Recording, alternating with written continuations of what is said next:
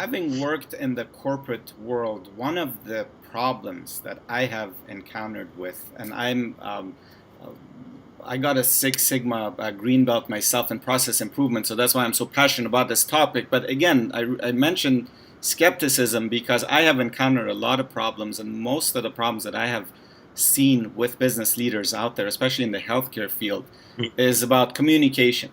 So you have the medical directors and the medical staff on one side, and you have the certified or the people in the business world out there trying to kind of work together towards a better result for patients, patient satisfaction. I know your healthcare and medical management might not be your main expertise, but you've seen it all. I mean, you have so much experience, so many experience in the industry. Communication always comes back as the number one problem out there. Why didn't I receive the memo? Why didn't I get the communication? Why didn't I get the email? Who are we supposed to meet? Things that, in this day and age, in the 21st century, with today's technology, should be a given. Why does this continue to be such a huge problem? This is excellent. Let me just throw some numbers out there. Why do you think that, based on Gallup's study, only 6% of the 100 million employees that are in the United States, only 6% love what they do? 11% kind of contribute, and the rest of them are disengaged, and about 50% of these employees, they hate what they do. They just live for the paychecks. Just make it from day to day. Just imagine the amount of resources that is being wasted. 50 million, they are completely disengaged from what I do, from what they do. Why is that? Because if you talk to them, they don't feel that they have ownership. They're not participating. They're not part of the decision making of their processes, of their businesses. They feel someone else is writing them, someone else is making their decisions for them, and that's why they're disengaged.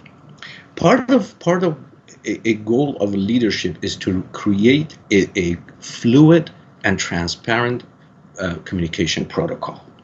Allow employees to understand, to give feedback, and be part of the big plans, be part of the strategic plan, be part of the tactical plans, so that people have ownership in what they do. You said something that was really profound, is that when you, as a process improvement professional, when you enter into an organization, they come back and say, "Oh, we tried Six Sigma, we tried Lean, it didn't work," and so on and so forth. Why? They call it the sticky note and the post-it meetings where post-its are all over the walls, Exactly. The thing is that let me give you an example, maybe that illustrates this particular issue.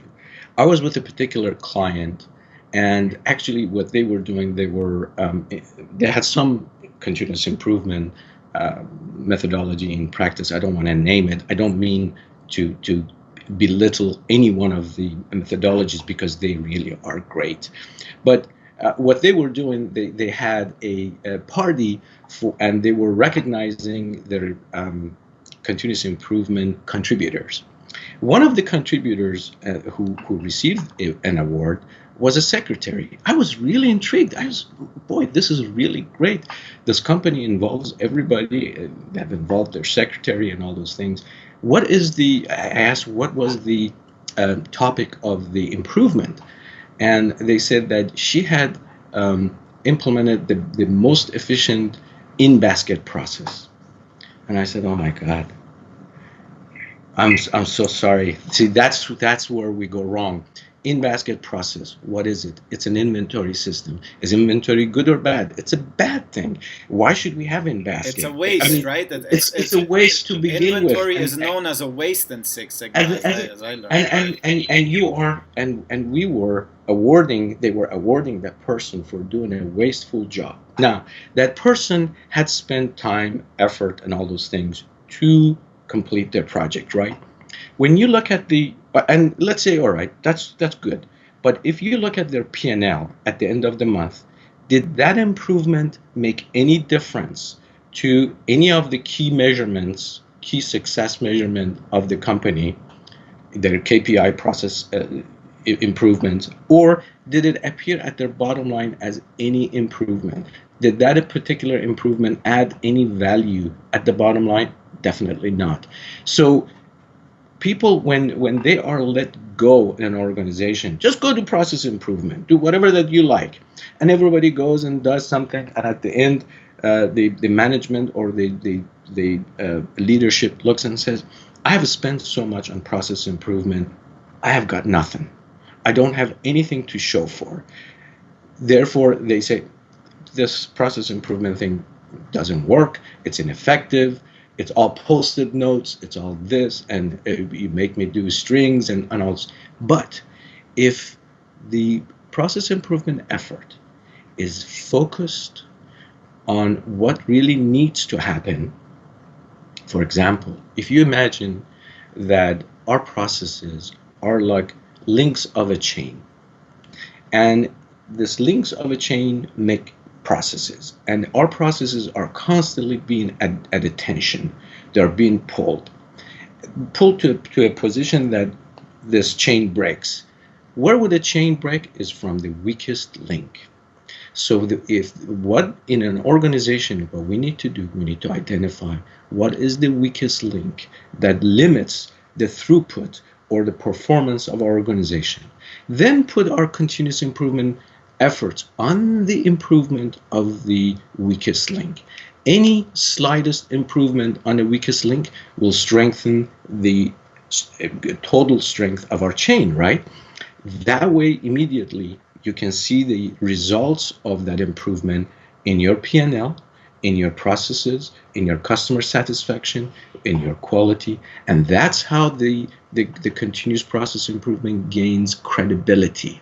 It's not seen as something that is benign. You make an effort, you spend your times in meetings, trainings, and so on and so forth, and you get nothing. But with this one, with a razor-sharp focus, you slice exactly the non-value-added activities from the constraint or bottleneck of your process, and you open up the capacity, you open up the efficiency, quality, effectiveness of the business. So this is why we came up with this understanding that even if you have an excellent lean system like TPS, Toyota Production System, or have Six Sigma system, or have theory of constraint system, if you don't have the right understanding and focus of where to apply these tools and techniques, you are wasting efforts.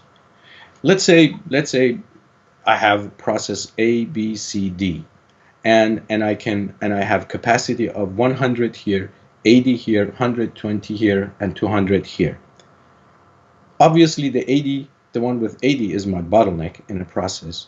If I go and improve this one from whatever it is, even to 200%, I haven't done anything aside from the fact that I've been accumulating additional inventory here.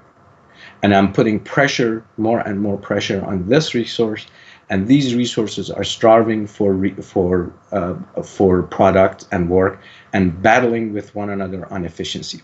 So what we have done, we have created a system that you look at a chain of a process in a logical way, identify the weakest link, and spend your resources tactically, strategically, and willfully to open up that bottleneck.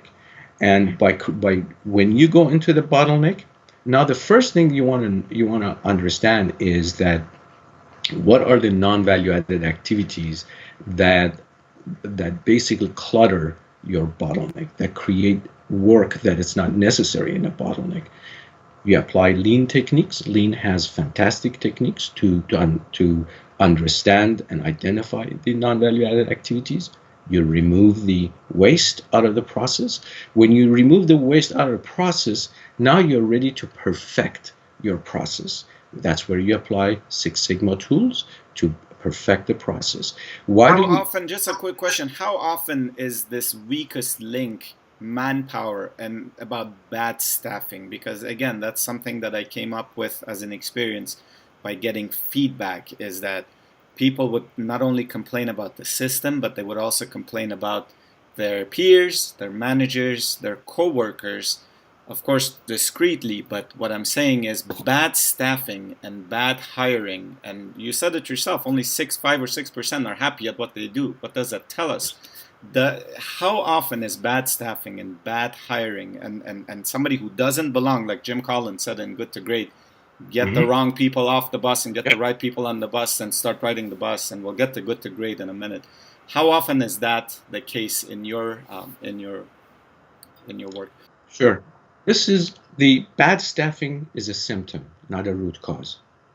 So the one thing that we hear, which is that, oh, my constraint is because of capacity constraint or physical constraint, these are myths. These are not true. The constraint comes from bad policies, politics, then you have material, then you have physical constraint, then you have resource constraints. And typically, based on our experiences, 80% of the constraint is created by bad policy. Bad policies are the policies that they were good at maybe at one time, but since the time have changed, those policies have not been updated. They are not relevant anymore. That's why they do not address the right skill sets. They do not address the right need. They do not address the employees' disengagement, their dissatisfaction. They don't train them to do the right thing. They don't allow them to be part of the process, and they stay disengaged and move away. You know, we talked about processes and efficiency of processes. Would it surprise you? So you have the CPI background, but would it surprise you to know that we probably are only 5% efficient as a general rule in businesses, and we have about 95% inefficiencies and waste in our processes? Those are all reasons. That's why when we are looking at a process, we look at the bottleneck, and at least 50% you've got waste in that bottleneck. Instead of going and buying new machinery, adding more people, let's find out what is clogging our system, whether it's policy, politics, material, whatever it is, and then improve that. And when it's improved, then you put in the right standard operating procedures, SOPs, and understand the cause and effect relationship. That, for example, when you find out that your constraint is blocked, just like you said, let's say it's blocked because of poor skill sets. It's blocked because people talk bad about one another.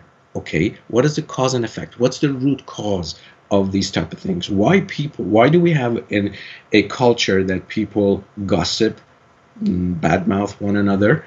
Or what type of policies do we have in place that have created such a allowance for this thing and disengagement of folks? So yes, you're absolutely right. But typically, majority of these issues come from a capacity, not a capacity constraint, but from a policy constraint.